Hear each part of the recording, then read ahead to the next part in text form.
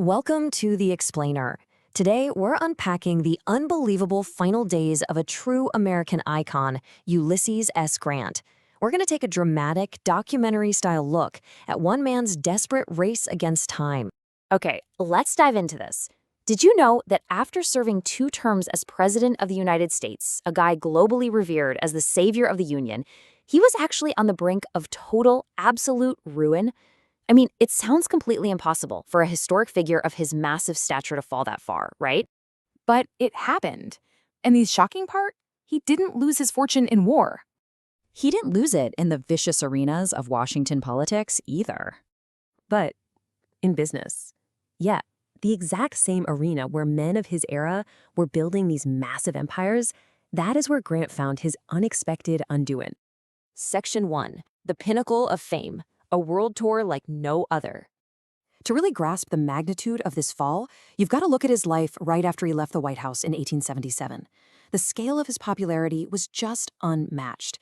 He embarked on this massive world tour, traveling across Europe, Asia, and the Middle East. He was welcomed by kings, honored by foreign presidents, and greeted by these absolutely massive, adoring crowds. I mean, he even dined with Queen Victoria. He was quite literally on top of the world. And this brilliantly illustrates the devastating duality of his situation, because right beneath that outward security and unchecked global adoration, a really quiet, devastating reality was taking shape. Back home, Grant had invested basically his entire life savings into a Wall Street brokerage firm called Grant & Ward. Now, on the surface, it looked perfectly secure. But secretly, that business was built entirely on a massive fraud. Section 2. Sudden financial ruin. The 1884 collapse. So, that illusion of absolute security shattered incredibly fast. Just walk through this timeline with me. In 1877, he leaves the White House on a high. Then comes the triumphant world tour, followed by that seemingly safe Wall Street investment. But then, fast forward to 1884, and the company collapses overnight. In a literal flash, his status shifted from this global titan to absolute destitution. It's honestly hard to fathom, but his money was completely gone. Decades of careful investments just vanished into thin air overnight. One of the most famous men alive, a former 2-term president, was suddenly facing total, unmitigated financial ruin. Section 3, a devastating diagnosis, the ultimate challenge. Now, as terrible as that financial collapse was, a much, much darker shadow was falling over him.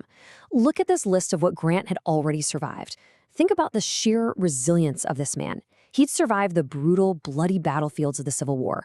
He'd navigated massive national crises and some incredibly vicious political attacks.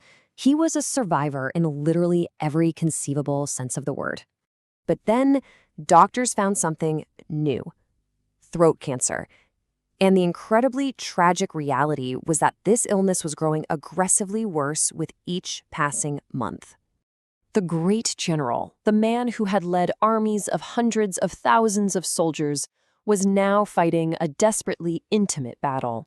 He was fighting for his own life. The enemy wasn't across a battlefield anymore, it was right inside him. Section 4. The race against time, writing for survival. But true to form, he absolutely refused to surrender. Knowing his time was really short and that his family was going to be left with absolutely nothing, he pushed through constant, excruciating pain. He began writing his memoirs to literally save his family from poverty. And actually, he famously enlisted the help of his close friend, Mark Twain, to get them published. He wrote hour after hour, day after day. His friends were terrified for him, His doctors were constantly urging him to just stop and rest. But he tirelessly fought against his fading time. He just kept pushing forward. Even when his voice completely failed him, he was determined to finish. And then the triumph. July 1885. The manuscript is finished. He completed his massive goal. But it is a deeply heartbreaking victory, because just days after completing those final pages, Ulysses S. Grant passed away. He was only 63 years old. Section 5. Grant's final victory.